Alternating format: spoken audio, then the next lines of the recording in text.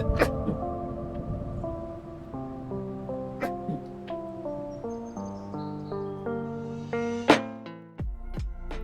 welcome. My name is TheNordicDane, and today we're going to talk about Kena for PlayStation 5.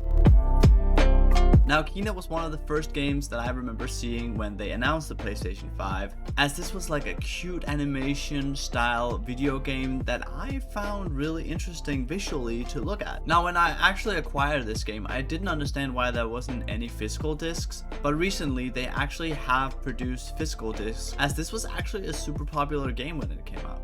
The game is made by Ember Lab, who has a Sony exclusive deal, but recently it has been announced that it will also be available on other consoles as well. Now, Ember Lab is a really small video developer who has actually never really made a real video game before. That being said, they have done an amazing job, and if this is their first game, I cannot wait to see more. Now, Kena is a third-person action-adventure video game. Kena even won 2 awards at the Game Awards, one for being the most independent and one for being the new debut of an indie game, which honestly I think they deserve. Now, Kena is about this girl who is somewhat associated with spirits and how she is a spirit guide, and you understand that she gets this staff that she has from her father, but otherwise than that, they don't really tell much about her background story. You're just put in there with the staff and then slowly get to learn these things about this mysterious village where apparently there's nobody living there except their spirits everywhere. But you slowly get to learn the fact that everybody in the village is dead, and you have to find these 2 small kids' sibling. And later on you have to find other different people as well and help them on their way, either through passing on to the next stage or by finding out that they're still alive, and in that way help them become normal again after being corrupted. You do this by the help of the Rot. The Rot is these small cute characters who are basically walking around you everywhere you go, but do not let them fool you, because they will actually give you abilities that you can use them in order to shoot other people, confuse other people, and basically you are nothing without the Rot. I have to admit, the Rot in these cases are super cute, and they are really a great addition to the video game, but I think I would have come up with a different name than the Rot.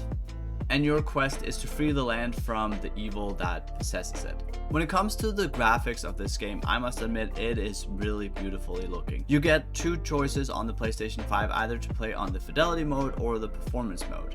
The fidelity mode will give you 30 frames per second with 4K, but the performance mode will give you 4K, but in 60 frames per second. The only difference is that some of the small details will be lost. However, this is an animation video game, so you actually don't lose a lot of detail here. You do, however, lose about 1/3 of the Rot following you, so if you like to have this big entourage behind you of the Rot, then you would need to keep it in the fidelity mode. The animation and the visuals of the game is really stunning, and I actually never experienced any glitches either with the game, which is rare. Even though it's a PlayStation 5 game, I played several PlayStation 5 games and I have come across several glitches, but for this game I didn't see any, and I loved the animation in it.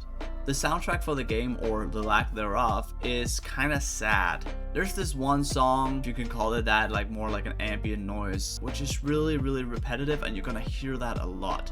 And I kind of wish that they actually expanded on the music to this. In order to give this feel of magic and spirit, it would have been really nice to also have been captured by the soundtrack as well. But honestly, the only sound that really sticks out to me is this one annoying soundtrack that I just kept on hearing over and over and over and over and over. 5 minutes later. And over and over and over and over again.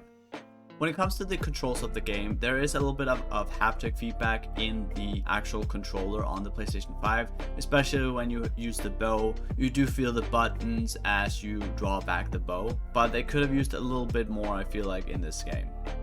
The game is super easy to learn, even though it just pushes you right into the story without any background. It has a nice smooth way of you getting into the game, and the difficulty level is not that difficult, honestly. On my first try, I played it on the hardest difficulty level available to me, and once you complete that, in order to get the platinum trophy, you also need to complete it at the difficulty level that is added afterwards. Now, overall, this video game is a really good video game for sure, and I even wanted to go and play it over again just so that I could get the platinum for this game. If I had to say that it reminded me of something else, I would definitely say it would probably be Ratchet & Clank, a video game that I've also recently been playing, and you can click up here in order to see my review of that game.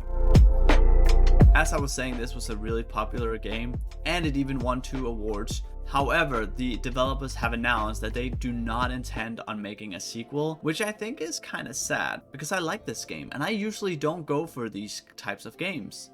However, they did release some good news that they are most likely planning to do this on the Switch, which I think would be a perfect place for a game like this. All in all, I will have to give it 5 Viking helmets. It's not quite up there to get the 6, but it is a good game and it will take up some of your time. If you are someone who plays a lot of video games and like a challenge, definitely go for the hardest difficulty level. I tried taking it down 1 notch and it was so easy that it was not entertaining or fun in any way. If you are looking for a video game for your kid or similar, I would definitely highly recommend this video game. It is super similar to Ratchet & Clank in the way that it is an easy game, but even though it's an easy game, if you do it on the higher difficulty level, you will have big troubles fighting the big bosses. Therefore, I really love the fact that you get to choose the difficulty level, because it can either be super difficult or it could be super easy, depending on how you want to play it. And honestly, if there was a sequel coming up, I would play that one too. Now, thank you so much for watching. If you like this video, please go and hit the like and subscribe button, and also go on Twitch and follow me. My handle is TheNordicDane, and here I stream a bunch of variety of games all the time. And as always, vi ses!